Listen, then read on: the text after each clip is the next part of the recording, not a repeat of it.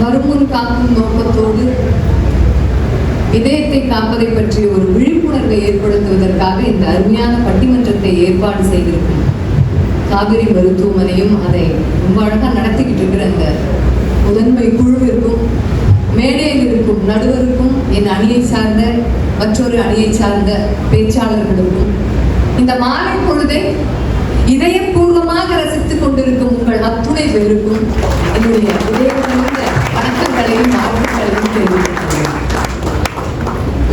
இந்த 2 கட்ட வயசுல இருக்கிறதுலாம் இப்படிதான் வளரும்.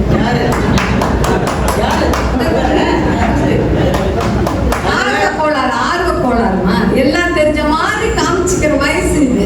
நாங்க என்ன பண்ணுவோம், வயசானதுக்கு அப்புறம் இந்த பேர பசங்க விளாடுறத பார்த்து குதிக்கிறத பார்த்து கைட்டு நல்லா இருக்கிறா ராஜா, நல்லா இருக்கிறா ராஜா, அந்த மாதிரி பார்த்துட்டு உட்காந்துருக்க வேண்டியது. ஒரு நாளைக்கு 2 முறை பல் துலக்குகிறோம் நாங்கள். முதியோர்கள் துலக்குகிறார்களா? இந்த பிள்ளைகள்லாம் முதல்ல மிதிச்சோன்னு எந்திரிக்குதா?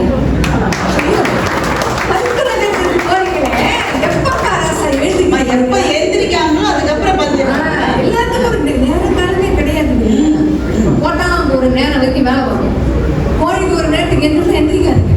எங்களுக்கு அலாரமே வேண்டாங்க, உடம்பு தாங்க அலாரம். எங்களுக்கு தூக்கம் வராது. உங்களுக்கு அப்படி இல்லை, அது பயாலஜிக்கல் இதுதான்.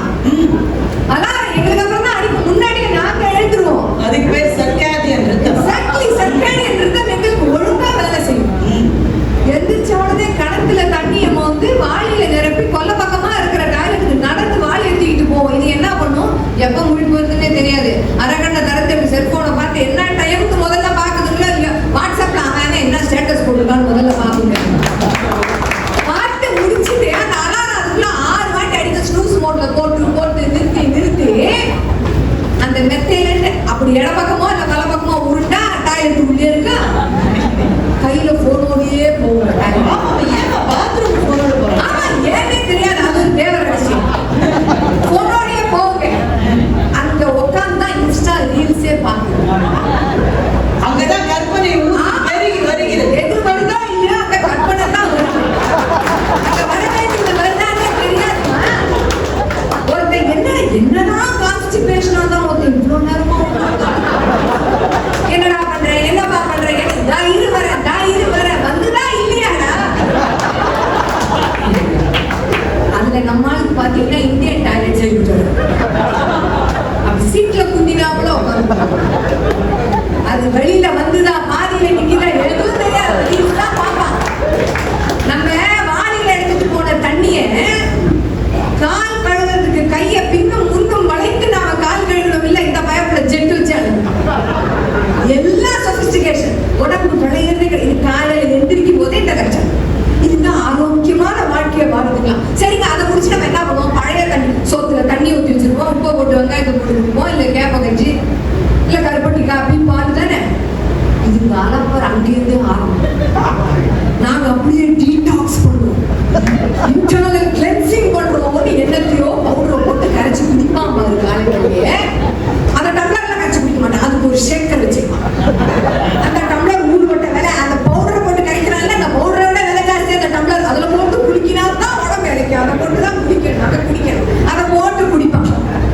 என்னடா தம்பி இட்லி திங்கிறியா, தோசையா, புட்டா, என்னடா ஐயோ கார்பு, நோ கார்ப், சுகர், உடம்பு வெயிட் போட்டுரும். என்னடா தம்பி நீங்க வர சாலட் சாப்பிடும், நல்லதுதான். காஞ்ச காயை உடனே பேக் பண்ணி விற்பான் தெரியுமா. ஆர்கானிக் லேபிள் பண்ணிட்டா நம்மளால நம்பிக்கும். உடனே வாங்கி ஃப்ரிட்ஜ் முழுக்க அதை அடுக்கி வச்சு அதைத்தான் சாப்பிடுவான். அது சும்மா சாப்பிட மாட்டான், அது ஒரு வெயிட் மிஷின் வாங்கி வச்சிருப்பான். 40 கிராம்ஸ் 50 கிராம்ஸ் புரோட்டீன் எவ்வளவு இருக்கு, இது எவ்வளவு அளந்து தான் சாப்பிடுவோம். பாத்துக்கங்க, அவன் சொல்லவே முடியாது. வீட்டுல சமைக்க ரொம்ப இதனால நொந்து போயிருக்கீங்க. இந்த வயசு இருக்கிறதான காரணமா காலம் தருவோம். ஹைஜீனிக்கா ஆர்கானிக்கா வீட்டுல சமைச்சா மதிக்கவே தெரியாது. ஆர்கானிக் ஓயாம உப்புமா பண்ணிட்டே இருந்தா ஒண்ணுமே வேணாமா. அவன்கிட்ட யாராவது இங்கிலீஷ்ல ஒரு லேபிள ஒட்டி ஹெல்தி சூப்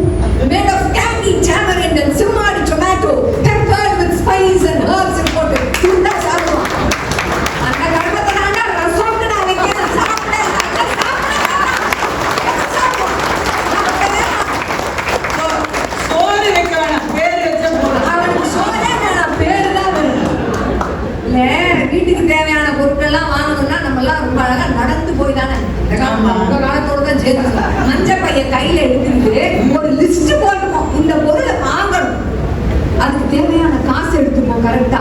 இந்த பொருளை தான் போய் வாங்கணும். இன்னும் கொஞ்சம் தொலைவா இருக்கு ஒரு கடைன்னா சைக்கிள்ல போவோம். இதுக்கு அப்படியே முட்டை போட்டா போய் மாதிரி சோஃபாலே தான் உட்காந்துருக்கு.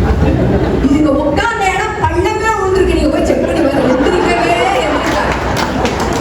மடியில லேப்டாப் ஒன்று வச்சுக்கிட்டு அடகாத்துக்கிட்டே இருக்கும். ஏமா அது காலத்துல அவஸ்தைன்றது தம்பிக்கு சொல்லிட்டேன். ரொம்ப அவஸ்தை. சுட சுட சுட மடியில வச்சுக்கிட்டே இருப்பான். தம்பி இந்த பொருள் வாங்கணும், கடைக்கு போயிட்டு வா. இந்த பொருள் எந்த கணக்கு ஆன்லைன்ல ஆர்டர் பண்றேன். உடனே போட்டுருவான். இன்ஸ்டா மாட்டுருவான், பிளிங்கிட்டுவான், எதுலயோ போடுவான். என்னன்னா பால் வேணும், முட்டை வேணும், அது வேணும், இது வேணும்னா பேக் பண்ணி போடுற பையனுள்ள என்ன உள்ள போடும்போது முட்டை மாலெல்லாம் உடஞ்சி ஒரே பையில ஊத்தி அந்த பொருளை நான் வீட்டுக்கு வந்து எடுத்து வைக்கிறதுக்குள்ள காலம் இதுக்கு 2 அடி நடந்து போயிருப்பானா போக மாட்டான். இதுக்கு ஆரோக்கியத்தை பத்தி பேசிக்கிட்டு சரி, அவன் அனுப்புறது போல நீங்களே போல தானே. எங்களுக்கு சமைச்சு போடுங்க, டயட்டுன்னு சமைக்க சொல்லுவேன். பக்குவமா பாரு, கூட்டுக்கெல்லாம் ஒரு சமையல்னா இதுகளுக்கு ஒரு சமையல் தனியா சமைக்கணும். இதுகளை கூட்டிட்டு ஒரு விசேஷத்துக்கு போயிட முடியுமா? நம்ம போகவே முடியாது. தலைவாழை இலை போட்டு நல்லா சாப்பாடு போடுங்க. இதெல்லாம் சாப்பிட இதுல சுகர் இருக்கு, அதுல இது இருக்கு, இதுல அது இருக்கு, திங்கிற ஆசையா போடுங்க. பக்கத்துல பாத்தீங்கன்னா சரி வீட்டுக்கு போய் என்னடா இங்கெல்லாம் நான் சாப்பிடல, எனக்கு வீட்டுக்கு வந்து சுக்கா போடுங்க.